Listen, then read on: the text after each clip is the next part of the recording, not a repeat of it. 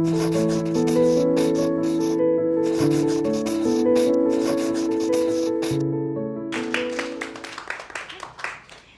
you all for showing up tonight. It's a great honor for me to even stand here with Professor Crow and Professor Dumbadze, and I'll start my short introduction.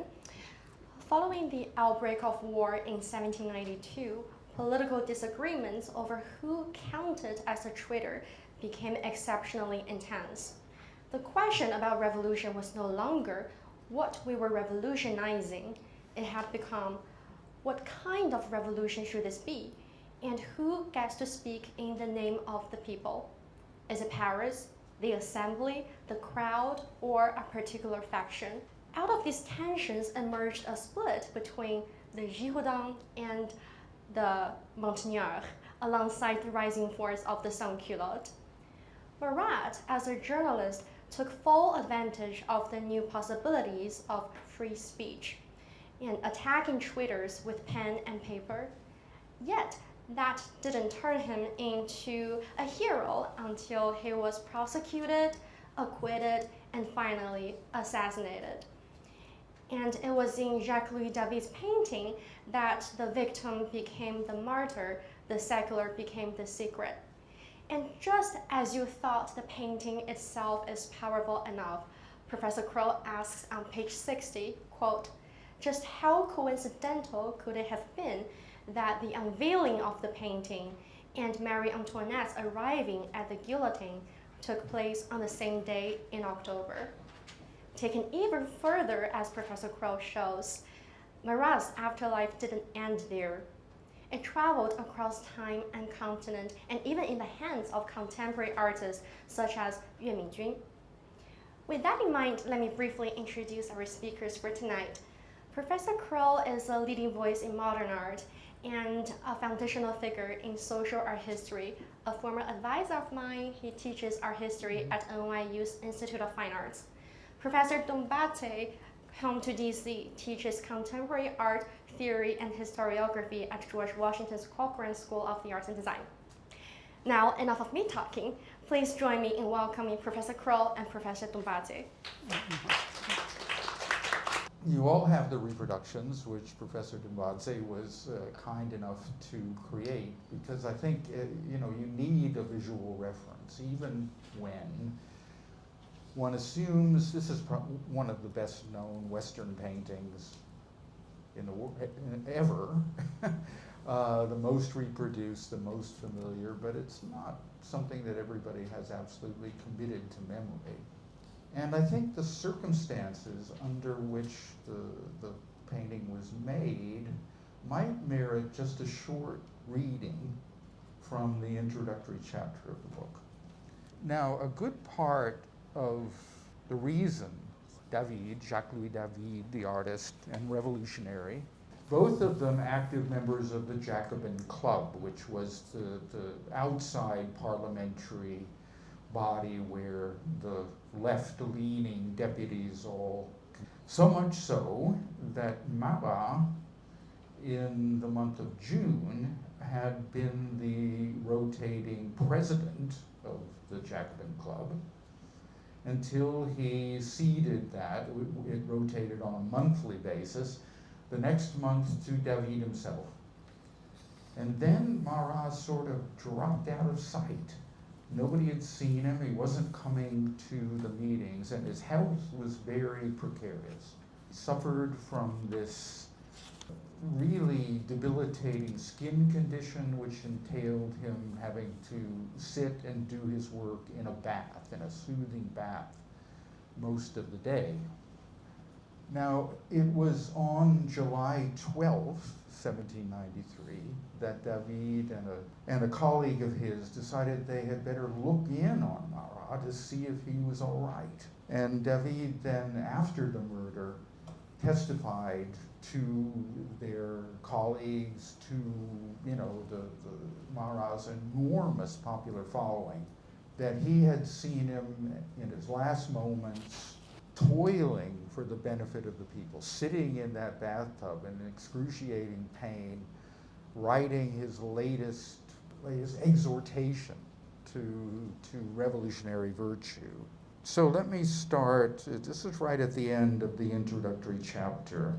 The artist would later publicly recollect his vivid impression of Marat laboring over his papers while immersed in the kaolin-infused bath that soothed the legends of his skin ailment. That vignette of tireless labor, stoically endured through pain and deprivation, encapsulated the legend to which Marat's passionate following subscribed. He was their vigilant champion, alert to every counter-revolutionary plot or nefarious scheme to profit from the recurrent shortages of food, ever the fiercest advocate for the wholesale arrest and execution of wrongdoers. While David's pre-revolutionary prestige and his circle of patronage kept him in relative comfort, as his growing political role steadily moved to the left, Marat's uncompromising intemperance had provoked arrest warrants, police pursuit, and a fugitive's privations during the revolution's earlier phases. Those hardships only adding to his aura, while failing to deter the regular appearance of his daily sheet, L'Ami du Peuple, which you can see David has in a kind of double fiction reality carved on the surface of the orange crate that Marat used as a writing desk. By the time of the artist's visit to Marat's austere rooms in the Rue des Cordeliers, the two of them concurred as to the radical measures required to protect the honest sans-culotte and the Republic itself from the purported machinations of secret counter-revolutionaries. Then a day later, one of them, namely Charlotte Corday, appeared out of nowhere to confirm every suspicion. She being, of course, the one who inveigled herself into his chamber carrying a knife at her breast. One stroke into his chest severed his artery and killed him almost instantly. Well, a peak achievement of European painting followed from those events, one that synthesized both the inspiring lights and grim shadows of its historical moment. Murder in the Rue Marat proceeds by means of another telling of the French Revolution, as each portion of code in the painting demands an excursus into one more interwoven strand of historical events. There are, of course, narrative histories of the French Revolution beyond counting, but this one at least differs from the rest by allowing David's painting, which was made out of the revolution, to disclose in the present what it captured and preserved of the living experience of 1793.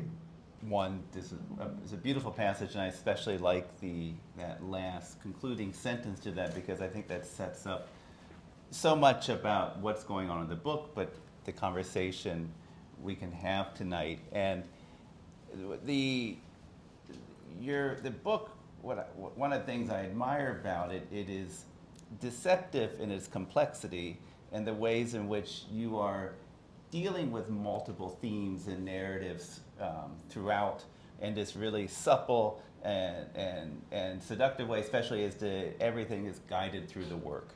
And part of the thing I hope we talk about today is not only the nature of the work and David, also there's an underlying narrative and commentary on art history as a field as it's developed over the past 40, 50 years. And there's also parts about you which you modestly sometimes don't want to talk about or apologize for bringing in the first person. But I thought we could begin, because I think it's actually important for all of this, how you came to art history, how you came to David, and how this all, and your initial interest in the painting, because that sort of sets up much of what's coming in the book too. Well, thanks, Zan, for that prompt. Yeah, the introductory chapter is written largely in the first person, which I have never done. I have never included the word I, capital I, in my writing. I just had a aversion to bringing myself into it. But this is a little project that I have had on my mind since I was a graduate student. And it came about because I thought that I was wanting to be in art history because it was the academic discipline that dealt with art, which is what I was interested in. But it was a very conservative, very sort of backward-looking academic discipline. Being from California, I didn't really know that, at least not the full extent of it, because the major bastions of the field were in the East Coast, though I would arrive there eventually. And I got the idea reading various sort of theorists of literature and anthropology that there would be a way of doing that with art, with paintings. And I didn't really have a subject matter area, but I wanted to find something that could be, you know, sort of liberated from its silence by extracting all the codes and elements that had gone into it, the social DNA that was registered in the work. And I didn't even think about it. The death of Marat just appeared in front of my eyes as the one that I would try to perform these operations on.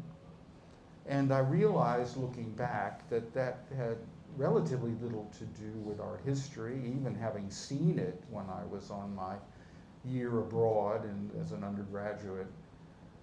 But the extraordinary play that joins the figures of Jean-Paul Marat and the Marquis de Sade by Peter Weiss, I think I can remember it all, the persecution and assassination of Jean-Paul Marat as performed by the inmates of the asylum at Charenton under the direction of the Marquis de Sade. Everyone calls it Marat Sade. And it was an amazing play that very few people seem to remember vividly now, but what just hit like a bomb when it first was produced in London in 1965, and then that production was filmed, which came out in 1967.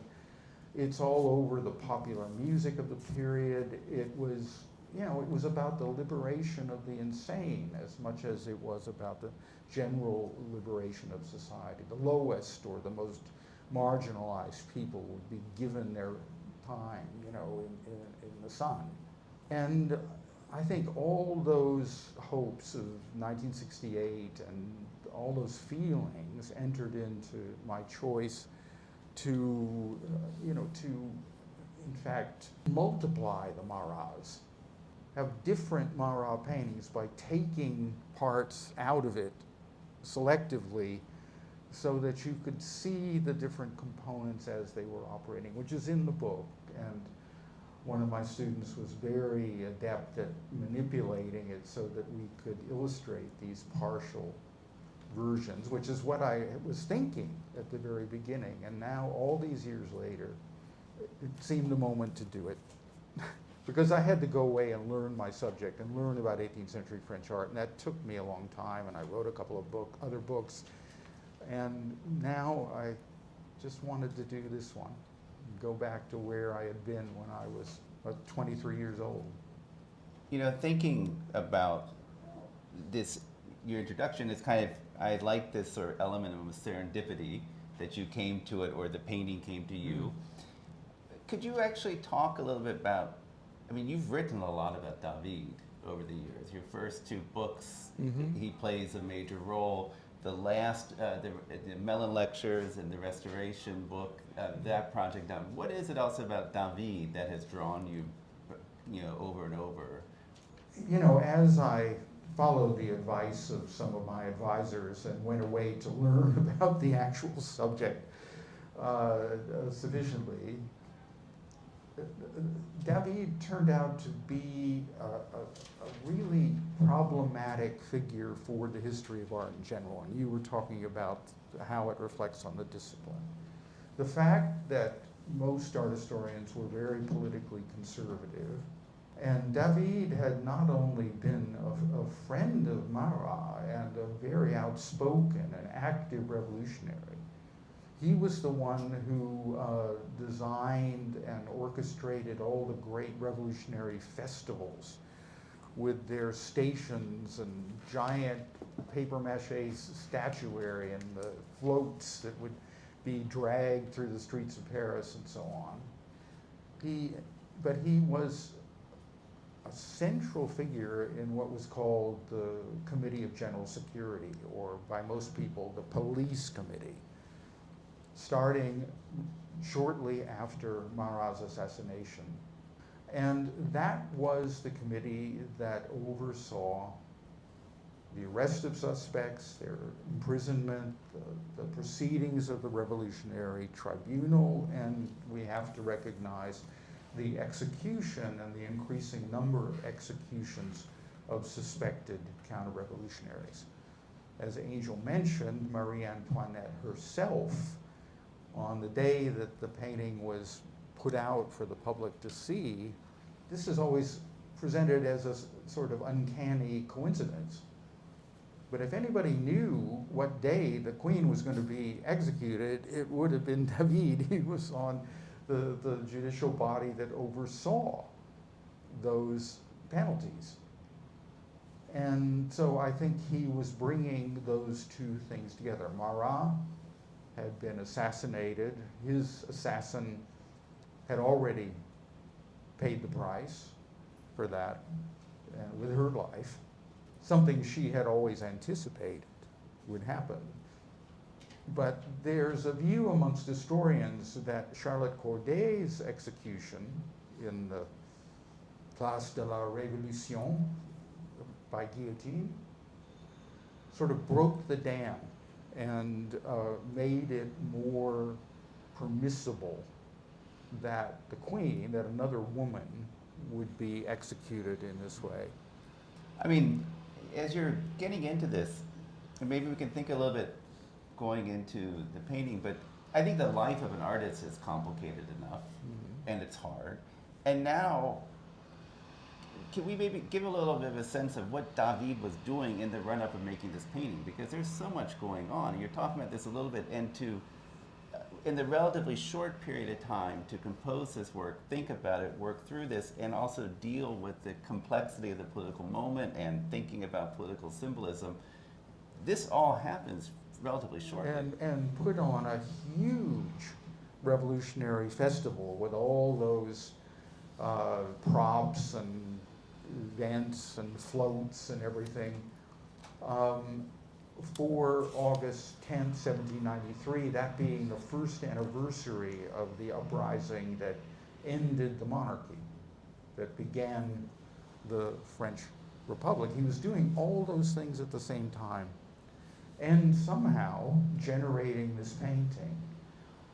And its economy, that was one of the things that first drew me to it, that it seems to be made of it's very parsimonious, you know, it's made of just a few elements and gets the most it possibly can, and that's out of them, and that is the thing that makes it so memorable. And you know, Ai Weiwei is doing a series of performances on the theme of the death of Marat, where I haven't seen them yet or seen the recordings of them yet, but he is lying down in public in an attitude of martyrdom, directly referencing David's painting.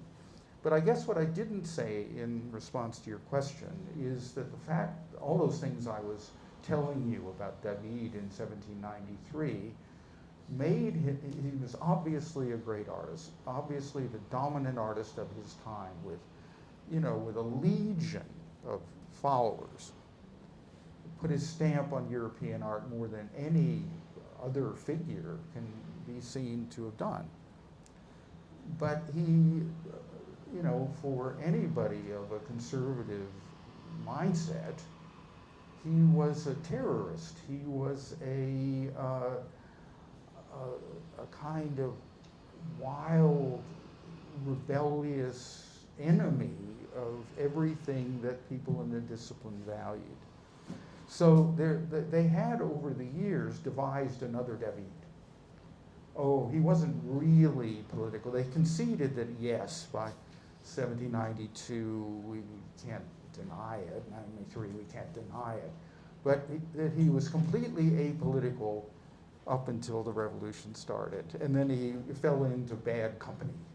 And I think that was the way they wanted to square the circle. So I saw in this a problem. I knew that in the 1780s, I just intuitively was certain that he was already, along with a lot of other people, developing ideas and outlooks that would then burst out after 1789. And then I wrote this thing that I think demonstrated it, which has kind of prevailed, though a lot of people were angry with me for having done that, because for blowing up the rationalization that they'd been relying upon.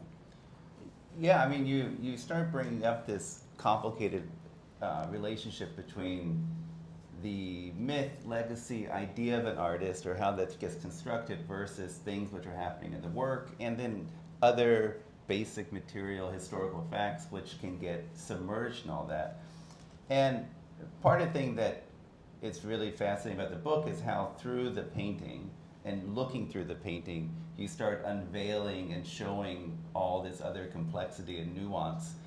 And something as someone who works on contemporary art, who's mostly thinking about the 60s and 70s or recent, looks back into the past, and when encountering like the 18th century, I'm often struck by such uncanny similarities in a lot of ideas or weirdnesses, and the way you start talking about the work it's so contemporary. But one of the first parts I think you think about is the way that David appropriates and takes images from others, and thinking about how images work, because I think if you're not fully versed in this material, you lose or missed the unbelievably complex ways in the late 18th century representations were treated.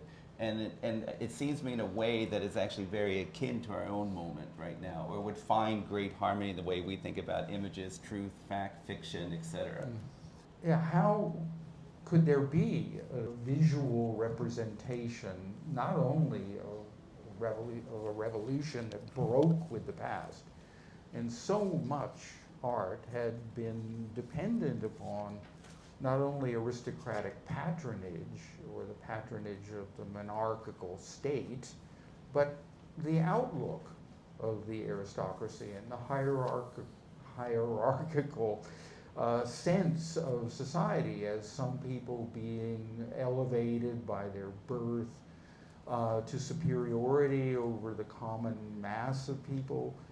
And all of a sudden, you know, it was only a matter of months after the Third Estate, at the oath of the tennis court, had declared themselves the representatives of the nation. And David famously would try to represent that immense event, that the Declaration of Rights of Man and Citizen was hammered out and passed as the law of the land. Everybody was equal. And feudalism was abolished shortly thereafter. That is, you couldn't command, you know, the labor and the deference of people below you socially. So all that was swept away, and culture in general had been founded on all those beliefs. So that was what was so fascinating about the period just leading up to the revolution and the revolution itself for the history of painting, that I wanted to describe from the point of view of the revolutionaries, not from the point of view of the monarchy and the reactionaries who came later. And I was kind of out there by myself. That was not a task that anybody asked me to do. But it, you know, it made for a sense of purpose and excitement about studying art rather than just going in the traces that already existed. Yeah, and one of the things that you start doing is you highlight in the, if you look at the painting, the sort of central image of Marat and the way his figure is composed. David lifted that idea as part of the things you argue, and I wonder if you can describe a little bit of that circulation of influence or appropriation there, because I think this also gets to a very interesting relationship between what's original, what's not, what can be borrowed or taken, and authorship, which is very nuanced. Well, thank you for that. I hope it is. One of the books I ended up writing was something I discovered in writing about David and the period, was this extraordinary close relationship he had with his first cohort of students working in the studio, up to the point where in big finished paintings that were going out into the public salons, whole major figures were being done by his pupils.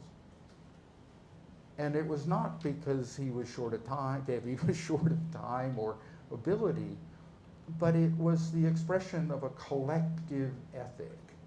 And I think in that sharing of the work and the conception, there was a statement of egalitarianism, where pupils and apprentices were not just, you know, underlings, but were equals, that David's studio practice brought about. And probably first among these students, the very first of his favorite students died in Rome very prematurely, Jean-Germain Drouet. But of the students who were left, Girodet, who would go on to have a long career in his own studio, rose to the top. Received in 1790 an independent commission to do a Pietà, you know, a scene of the Virgin Mary cradling the body of the dead Christ. And not only was the commission for an enormous painting, a painting that's as high as the doorway behind you, but Girodet had to be as, really, he is in a kind of rivalry with David as well as his contemporaries, and he had to do something exceptional. And he did a Pietà that is set in the cave, you know, the cave where the stone is rolled away ultimately. But that's all there is, just a cave. And there's an antique style sarcophagus. But there's no supernatural or Christian symbolism beyond that, beyond everybody's recognition of the motif. It was to try to bring the power of that Christian symbol into a material, immediate here and now.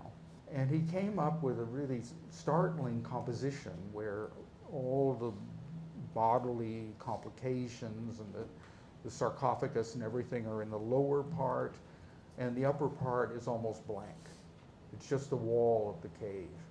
Drips and drabs of cave-colored paint, you know, above. And David took that so literally that he traced the outline that Girodet had made between the two halves of the painting, and he put it right in the Marat. It hardly varies. You can put them, if I had a PowerPoint and a screen, I could show you how the one just maps right onto the other. So, which is a complicated gesture. Is he trying to absorb the Christian Pietà?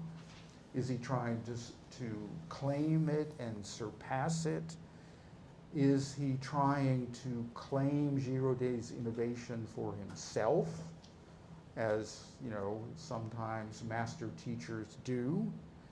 Or is he declaring that Girodet had shown the way and he was going to, humbly incorporate it as part of this egalitarianism that I was talking about? It could, it's somewhere in that, among those coordinates is where it is, and I was trying to figure out what. Yeah, I mean, when reading it, one of the things that I kept on thinking is that sometimes there's a sense of propriety or a sense of authorship and creation and people making and having that sort of aspect. And this becomes also important in art historical narratives and the ways in which we interpret. And the ambiguity that comes out in that makes it feel that the Girodet, David, others are much more awash in images and representations and forms, and that there is a very dense visual culture that they're negotiating both artistically, historically, and then obviously in popular press and media, that I think can be easy to forget if you're not thinking about this, but also when approaching a work that's employing, if like a type of neoclassical or other types of language where you miss the sort of nuance of that contemporary image culture and how adept everyone was at negotiating that stuff. Indeed, and I mean, if you have your reproduction in front of you, you can see the way in which the upper part of David's painting becomes just this tissue of marks, very delicately painted in what art people call scumbling.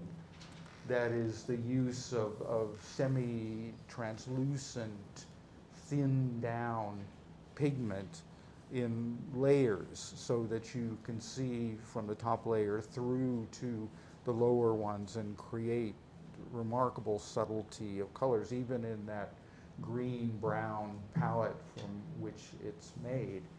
And I should say that Zan, in the way he's characterized, I think accurately characterized my period, is speaking with real authority derived from the period 1970s, 1980s into the 90s, which is the subject of the book I showed you, Jack Goldstein, All Day, Night Sky.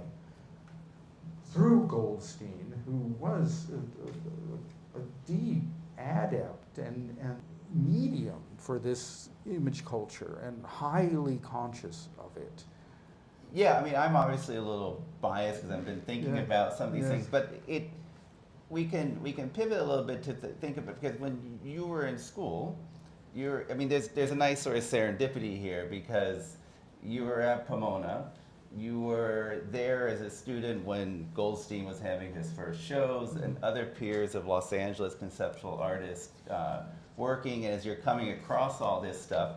And there's a part, one of the questions I was going to now ask is, like, you've worked a lot on conceptual art. You've done so much on this material, and sometimes I'd like to understand better how that engagement with this era of art in the 70s, for example, how does it let you see Marat differently, or look back, or what type of relationships are you? I think you put your finger on it, because I saw Marat in the first place when he just kind of appeared before my eyes, and this is the object of, it's almost like a mystical experience. This is going to be the object of your research, even though it, the Marat figured in my more kind of regular art history that I was doing around the Revolution in David. But there's even, I can indulge myself in a little bit of an anecdotal definition. Yes, I was in Claremont, California. I had gone to Pomona College when there was a kind of a little local miracle. Because of the adept leadership of the little local gallery, some of the best artists in America who were in Los Angeles but not being shown were being shown at the Pomona College Gallery. And there were remarkable artists in that little ecosystem. James Turrell, for example, was both studying and teaching in the Claremont Graduate School. and was very much a part of that. Chris Burden, who you might know, a lot of people know from his sort of self-harm performances from. You guys were in the same class. Yeah, we were in the same class in college. That just a lot of things converged. The great Bas Jan Ader, whom Zan has written another book about, the Dutch expatriate who ended up sadly perishing in a performance that entailed his sailing a 12-foot boat across the Atlantic, and he almost made it. Almost, yeah. But the stakes of art seemed like staggering. Jack Goldstein was burying himself with just an electronic light, thing, I'm still alive thing. Yeah. The endurance and the exploration of the condition of living or dying or being present and absent was what the art was all about. And I had been this kind of naive person studying in social sciences, but then this stuff was going around, and I just thought it was so amazing and so beyond any of the humdrum stuff I'd been exposed to before. And so first of all, I decided I was going to be an artist too. And I talked myself into the graduate program. But they said, well, we'll let you study, but you haven't taken any art history classes, and we have these prerequisites. So I spent my first 2 semesters mostly taking art history. And because I was kind of more a word person than a visual person, I just sort of stayed with it.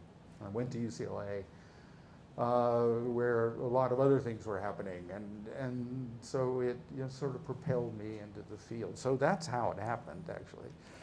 And to think a little bit about, I get excited sometimes when we talk about the history of art history or what goes on in the writing, but the book encapsulates some of the after effects, commentary, and criticism on the writing of art history, because you are also, as you start your graduate work, are at a period, and your own work is a big part of this, making big changes in how the discipline worked and what constituted art historical writing, certainly in Western tradition or in America. And these 2 tracks between a very deeply researched social art history and then also more theoretically engaged commentaries are influenced by French philosophy.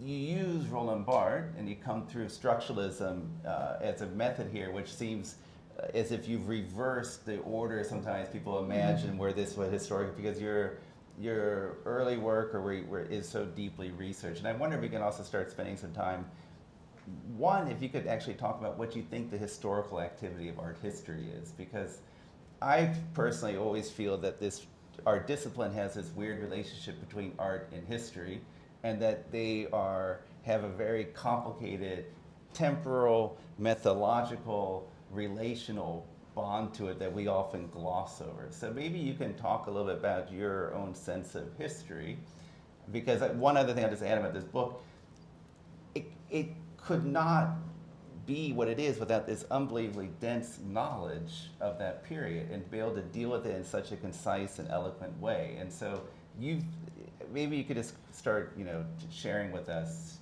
your sense of all that. Yeah, there would be lots of points of entry to that topic, but art history is an anomaly amongst the humanities. Besides a history itself, none of the other disciplines have history in their name. Literary criticism or literary studies, they did have a thing called literary history back in the first half of the 20th century, but they consciously got rid of it and said, no, we're not doing literary history, we're doing, varieties of interpretation and critique and so on. Musicology doesn't have history in it.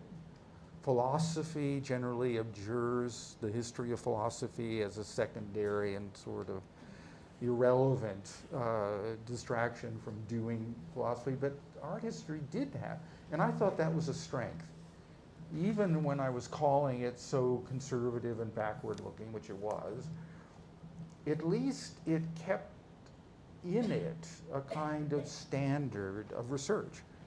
Like the research was not just reading other critics, the research was going into an archive or finding things in collections that people hadn't considered and drawing relationships between them and so on. There was a lot of work involved. And I thought maybe it wasn't being done, but it wasn't being done as well as it needed to be. And so I just, I read good social historians. I thought, how would this apply to our discipline? But, there had also been, this sense that there had to be a more systematic way of, first of all, of describing the work so that it would map on to the history with greater, with more points of contact between the description of the work of art and the description of the relevant historical events. Yeah, and when you say that one of the things I've been thinking about, struggling with in my own work or also teaching, is that one of the other central themes of the book is that the David painting is very much a present painting. It can't be rooted in the past. I mean, there's an element of its moment of creation, and you think about this, but part of the thing is it's still in Belgium, in Brussels. You can go see it. It's very much alive. But how do you also handle that sort of anachronism as something good or bad? To think about a work historically, but also engage with it that it's still utterly relevant and present and contemporary. Yeah, it's not every work of art that you can say that about. But if there is any work of art that sort of leads the field in remaining present, it's David's Death of Marat, because it keeps recurring. I mean, Peter Weiss's and the Marat Sade and the great productions that Peter Brook did of it was a recurrence of Marat in another hopeful revolutionary period, the later 1960s, the moment of 1968. It just seemed to arrive at its relevant context. Now we are certainly in an area of time of turmoil in politics, a resurgent right wing, even something you could call a reign of terror in the streets of the United States. The Marat makes its appearance, not just because I wrote this book, but a history colleague named Keith Baker just published within weeks of my book coming out a biography of Marat that's 930 pages long. And it's called Jean-Paul Marat, The Prophet of Terror. I'm not super happy with the title, but when you get into Baker's book, one of the things you learn is just how astute and accurately observant about events Marat was. And I gave Baker credit for just kind of riding that. And he put out his news sheet, the L'Ami du Peuple, Friend of the People, nearly every day. And maybe, and so, here's Marat again. And the Louvre, because it is the 200th anniversary of David's death, he died in 1825, mounted the first retrospective of David's work that had been there since 1989, since the bicentennial of the revolution itself. It's about 36 years or something. I wrote this up in a review of the show, which is coming out in an online publication, Journal 18, which will be out in a few days. It's free if you want to read it. But what was amazing, I'll make this my sort of last point, what was amazing about the installation at the Louvre was it has a sort of outer concourse that touches on the great moments in David's public life, including the oath of the tennis court, etc. But it's all, what's great about it is you could see the paintings properly, which is not easy, in fact, nearly impossible in their regular installation in the Louvre. And I just really loved that. But it surrounds a sort of octagonal space that's all painted nearly black. The walls are nearly black. And there are three versions of the Marat. There's the real one from Brussels, and there are two copies by David's pupils, which are at sort of points of a triangle.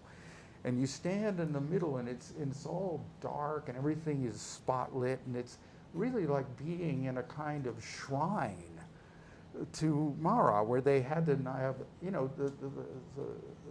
the installation was tight. There were things they left out, but they had to give over all this space, not just to one Marat, but to three. And I still think that that is this kind of uncanny return of the repressed, where at certain situations, Marat just makes his appearance. It happened in 1948 when there was the first David retrospective on the 200th anniversary of his birth, which was a celebration of the French resistance, of the defeat of the Nazis, of liberation. And they turned to David and what was at the center of the show, the Marat. Actually, a really great way of bringing all this together. Yeah, it's closed, sadly, the show, but the images are still circulating. Yeah, there's some good images in my piece in Journal 18, and I also talk about Keith Baker's book. Thank you, Professor Crow and Professor Dumbadze. Reading the book was like listening to a symphony to me, where it really follows the rhythm and arch of the chapters as they move from the close looking of the image to larger history, structures, and afterlives. And listening to the conversation tonight is like attending a concert, where everything just became more immediate and more alive. And I hope we all leave this room tonight with a richer understanding, not just of Marat, but also of the world around it. The political struggles, the symbolic structures, and cultural connotations that made the painting possible, and that the painting in turn helped to shape. And to me, this is the power of social art history that I learned from Professor Crow, that social art history starts with something concrete, and from there opens outward to histories, structures, and meanings that can never be contained in the objects alone. With that in mind, let me just open the floor to audience for any questions you may have for the book and for professors. I mainly worked with modern Japanese architecture, but in my mind, in works depicting martyrdom and revolution, blood and brutality is usually very visually dominant. But in this painting, I feel like it's almost invisible. And I find that very interesting. I don't know if the answer's in the book, but could you please explain more on this? Well, I would say it sure does. There is a chapter, I gave the chapters names based on the manipulation of the image that we did. So division is the one where there's just this stark line that divides the format. Angel mentioned these. And fusion is where the genders are and the bodies are fully integrated with each other. So it's the opposite of division. And that one, circulation, has two meanings. First of all, blood circulates. And I make a kind of apology for its gruesome character. I described the contemporary accounts of, that knife went straight into the carotid artery. If you've ever seen a samurai movie, you know what that does. The room would have been just awash in blood. And it was reported that it was just coming out in great gobbets. And and that it had already flowed into the adjacent room. Well, that's pretty daunting for a painter. How are you going to represent that? Or it just would, turn into the climax of Carrie. Maybe that's a too old-fashioned reference. But it would just make everything unrepresentable. That's all there would be. So he made the traces of blood so discreet that they become another kind of signifier. They mark things in the painting. There is a chain of, not of blood itself or the flow of blood, but the things that blood has marked. And you're encouraged to sort of read that chain like it was something semantic, that they were connected. And the circulation, the second meaning of circulation, has to do with words and messages and official documents and money and all the things that circulate in a much more abstract sense, which is tied to the presence of blood. So this is another one of those complications that you don't instantly see, but I think as as you're drawn to the painting, it speaks to you before you really know what you're seeing or have the words for it. So yes, it's in there, definitely. And as a chapter to itself. And that concludes tonight's conversation. And I urge you to buy this book and get Professor Crow's signature. Thank you. Thank you. She brought this all about.